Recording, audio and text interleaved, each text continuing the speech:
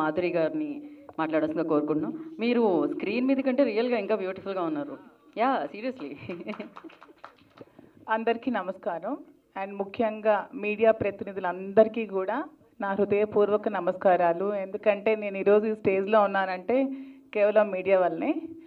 And first time ఈ movie సనాతన ధర్మానికి అండ్ ఆధునికతకి అద్దం పట్టే విధంగా ఉంది. ట్రైలర్ చూస్తేనే గూస్ బంప్స్ వస్తున్నాయి. ఇంకా మూవీ ఎలా ఉంటుందో మీరే ఎక్స్పెక్ట్ చేయొచ్చు. నేను కూడా రీసెంట్గా మూవీస్లో యాక్ట్ చేస్తున్నాను. పాలిటిక్స్ నుంచి మూవీస్లోకి నేను కూడా యాక్ట్ చేస్తున్నాను. సో మూవీస్లోకి వచ్చినప్పుడు డైరెక్టర్ పడిన కష్టం ఏంటో, ఒక ప్రొడ్యూసర్ కష్టం, యాక్టర్స్ కష్టం ఏంటో స్వయంగా నేను చూసినప్పుడు అనుకున్నాను, ఒక మూవీ జడ్జ్ చేయడం చాలా ఈజీ, కానీ దాని వెనక కొన్ని వందల మంది కష్టం ఉంటుంది, కొన్ని నెలల తరబడి కష్టం ఉంటుంది.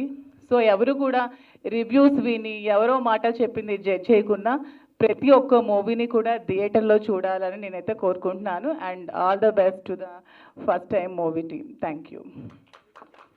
మాధురి గారు ఒక్క నిమిషం, మీరు ఫస్ట్ టైం ఎప్పుడు శ్రీనివాస్ గారిని కలిశారు?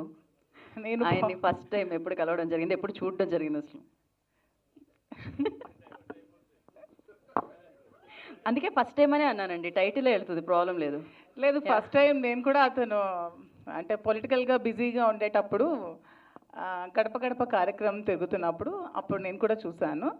సో అతనే నన్ను పాలిటిక్స్లోకి పిలవడం జరిగింది.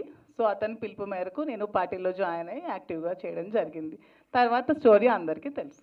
తర్వాత అందరికీ, ప్రపంచం అందరికీ తెలుసు. అండ్ ఫస్ట్ టైం ఏ సినిమా సెట్లోకి అడుగు పెట్టారు రీసెంట్గా అనౌన్స్ చేస్తారా?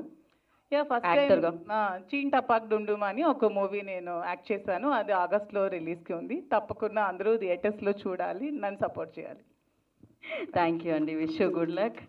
యాక్టర్గా మీ జర్నీ సూపర్ సక్సెస్ఫుల్గా ముందుకెళ్ళాలని మనస్ఫూర్తిగా కోరుకున్నాను. అండ్ దువ్వాడ శ్రీనివాస్ గారిని మాట్లాడాల్సిందిగా